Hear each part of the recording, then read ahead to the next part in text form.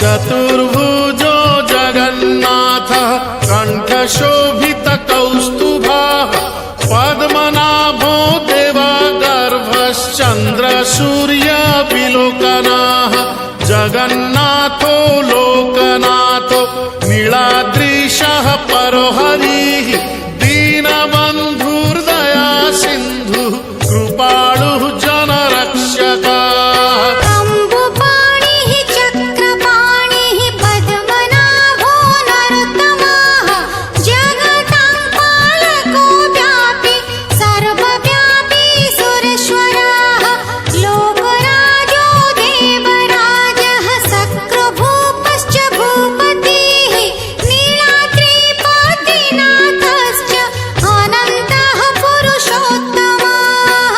क्षोभ्यायः कल्पतरुः